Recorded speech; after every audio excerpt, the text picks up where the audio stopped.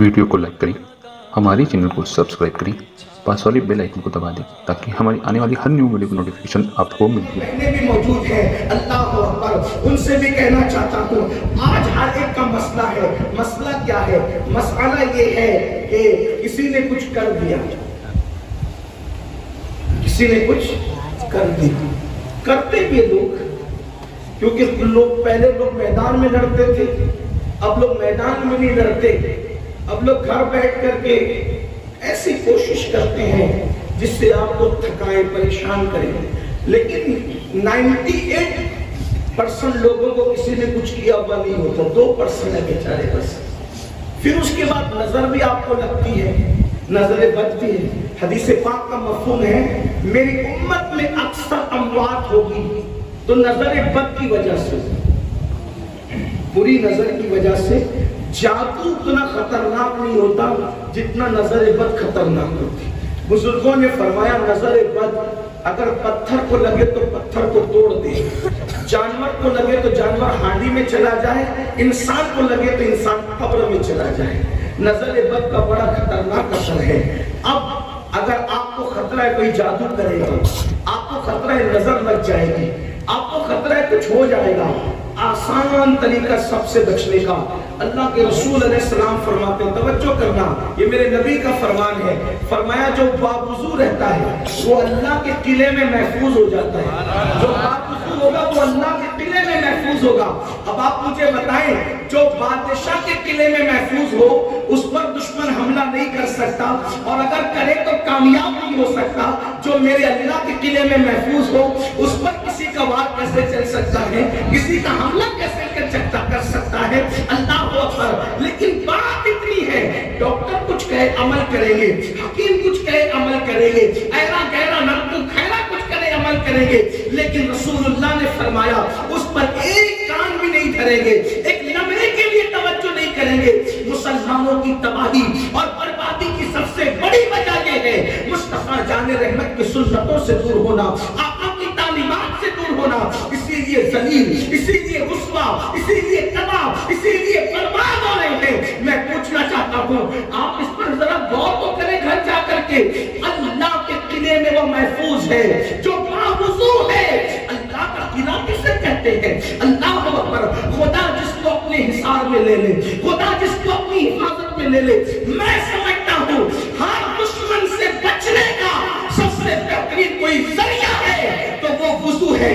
اب مجھے بتاؤ مسلمانوں، وضو کی شان کا جب یہ عالم ہے تو نماز کی شان کا عالم کیا؟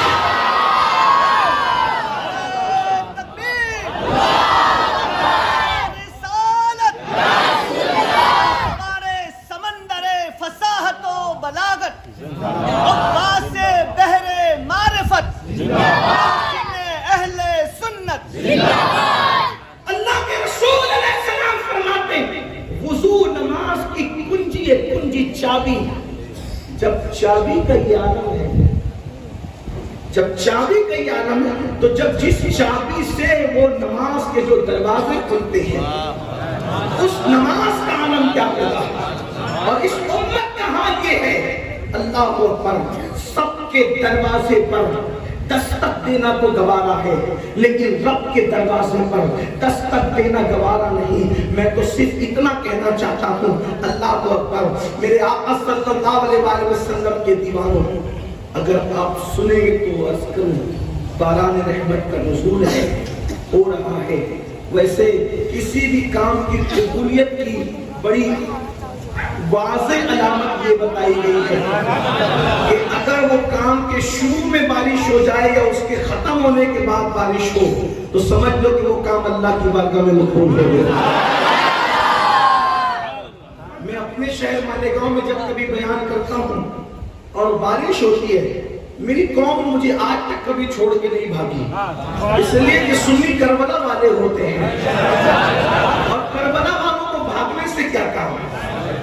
وہاں کربلا میں پانی نہ آیا تو استقامت کے ساتھ ڈٹ کر بتایا ہم پانی نہ آنے سے نہیں ڈرتے، ہم تو آل نبی کے ساتھ ڈٹنا جانتے ہیں۔ اور یہاں پانی کی بوندیں ٹپک رہی ہے، اور میں سمجھتا ہوں کہ یہ سب کربلا والے ہیں. لوگ کہتے ہیں اس دور میں ہوتے تو کیا ہوتے. میں نے کہا جلسے میں بیٹھ کر امتحان ہوگا, ہوتے تو کیا ہوتے. جلسے میں بیٹھ کے امتحان ہوگا. کون ذکر رسول پہ بیٹھتا ہے, کون بھاگ جاتا ہے. لیکن کسی کو جانا ہو تو میں منع بھی نہیں کرتا, اگر کوئی پرابلم ہو تو جا سکتا ہے. لیکن بات میں جلدی مکمل کرتا ہوں. مجھے جو عنوانات دی گئے اس پہ بات کرنا چاہتا ہوں کہ وضو کی جب یہ کیفیت ہے کہ اللہ کے قلعے میں محفوظ ہوتا ہے وضو کرنے والا. اگر وضو پر ہی گفتگو ہو تو وضو ایک ایسا مستقل عنوان ہے کہ اگر وضو کے بارے میں لوگوں کو پتا چل جائے تو لوگ ہمیشہ باوضو رہے. جو وضو کرتا ہے فرشتے اس کے دوست بن جایا کرتے ہیں. جو وضو کرتا ہے اللہ اکبر, جب وہ مرے گا, توجہ کرنا, باوضو رہنے والا جب مرے گا, کہیں مرے گا, کسی حالت میں مرے گا, اللہ اس کو شہادت کا مقام عطا فرمائے گا. جب کوئی بندہ باوضو سوتا ہے, چلے بات وضو پر آ گئی تو اسی پر بات کر لیتے ہیں, اس لیے کہ ہمارا مقصد تو صرف اللہ کے قریب لانا ہے اپنی قوم کو.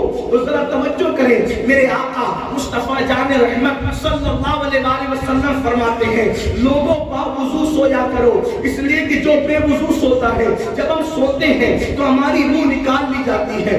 مومن کی روح ایک مرتبہ نہیں نکلتی, ہر مرتبہ مومن کی روح نکلتی ہے. کیسے, جب ہم سوتے ہیں تو ہماری روح نکلتی ہے, اور جب روح نکلتی ہے تو وہ روح کو فرشتے لے جاتے ہیں. لیکن جب عرش کی طرف بڑھتے ہیں تو دوسرے فرشتے کہتے روک دو, اس کو واپس کرو, اس لیے کہ یہ عرش تک جانے کے قابل نہیں ہے. کہا کیوں قابل نہیں ہے؟ یہ بے وضو سویا, اس لیے اس کو واپس کر دیا جائے, اس کو عرش تک نہ لے جایا جائے. اور جو بندہ باوضو سوتا ہے, باوضو, اس کی روح لے جائی جاتی, عرش کے نیچے رکھی جاتی ہے, اور جب تک وہ سوتا رہتا ہے اس کی روح عرش کے نیچے حالت سجدہ میں رہتی ہے.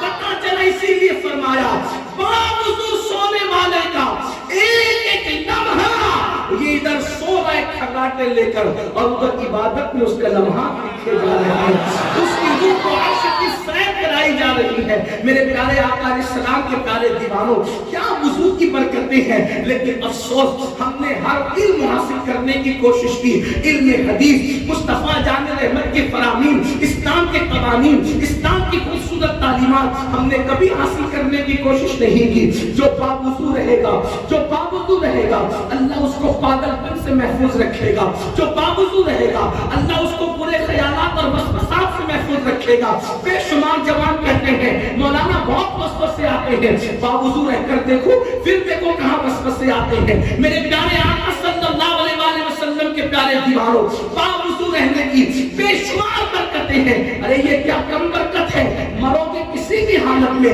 لیکن شہید اٹھائے جاؤ گے, مقام شہادت نصیب ہوگا. جو باوضو سویا اور اسی حالت میں سوتا رہ گیا, اس کو موت آ گئی, اٹھ